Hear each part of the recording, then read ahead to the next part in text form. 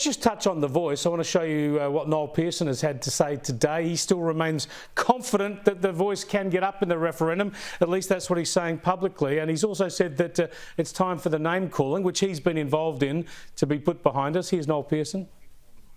We're not going to fail. This is too important for Australians to fail on this vote. This is the most important vote in 200 and something years of European presence here in Australia.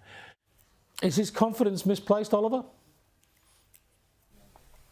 Look, I think at the moment it might be. I mean, I think at the moment, Chris, that there's a lot of Australians who are undecided. And we say that with the polls. We hear it here on the talkback lines. I think the biggest thing, Chris, that the Voice Yes campaign needs to do is just be, one, measured in the approach, and two, be on the same path, be on the same track. I heard some of your earlier comments in regards to what Jacinta Price had to say last night. Jacinta Nampijinpa Price had to say to Paul Murray last night, and I understand the logic. But a lot of people at the moment, Chris, are just wanting to understand how the Voice will work, how it will operate. And I just think if the Yes campaign was able to say, yes, it will look at absolutely every decision that's made in Australia, whether it's Australia Day or purchasing new submarines, people would understand. But I just think the campaign's derailed at the moment. There's a big push in Perth at the moment to get it back on track, and that's its biggest challenge at this stage. Yeah, well, of course it's not going to stick its nose into everything. That's the sort of fear campaign that's around. I just want to show you, Rashina, a little clip from the ABC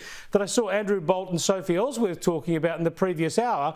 And they say this is misleading, apparently, or deceptive or biased. I mean, everything in this little clip that I saw was factual. Let's have a look again. How would the referendum affect non-Aboriginal and Torres Strait Islander peoples? The short answer is this referendum likely won't affect the lives of non-Aboriginal and Torres Strait Islander people. The Voice will only advise the government on policies that directly affect Indigenous Australians, but it aims to close the gap and create a more equal Australia. Things like improving the life expectancy of Indigenous Australians, employment rates, and helping kids and teenagers finish school and find jobs. And that's good for everyone. Yeah, now far be it from me, Rashina, to defend the ABC, but is there anything misleading in that? Look, I would love more than anyone to see us close the gap, but I do think that it is a bit of a misleading call to say that this will not affect non-Indigenous Australians. The reality is that the Voice will have a very wide scope because most policy and most legislation will have an impact on Indigenous Australians. So they're going to get to have their say, and that's not the case for the rest of the population.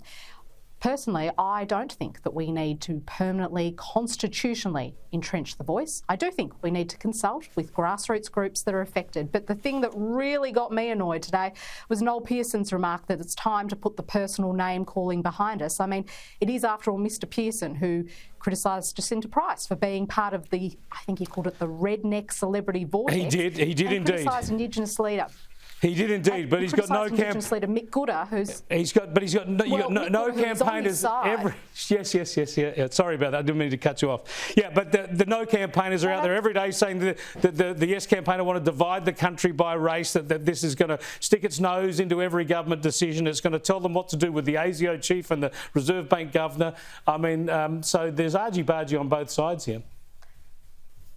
Look, I think the reality, Chris, is there is a lot of uncertainty about what the Voice will be able to weigh in on. And even Linda Burney has been a bit reluctant to come clean on this. At first she said it's not going to be about Australia Day, and then the government had to accept that it may be the case. The Voice is going to be very interested in public holidays like Australia Day. So the reality is we simply don't know.